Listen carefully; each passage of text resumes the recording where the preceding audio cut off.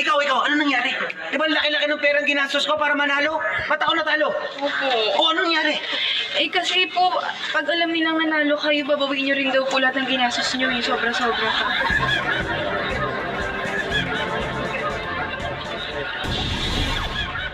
Bakit ako natalo? Di ba malaki pera yung nilabas ko? Opo, sir. Inilabas niyo nga po. Hindi niyo naman po pinamigay. Ay! Ano ba yan? Hawakan mo nga yan. Ano nangyari? Bakit ako natalo? Di ba ang lakas ng plataforma ko na ititigil na natin ang droga dito sa atin? Ano nangyari? Malakas nga po ang plataforma nyo. Oh. Ano nga nangyari? Bakit ako natalo? Marami po kasi kaming addict dito eh. Isang doon yung kalaban nyo eh.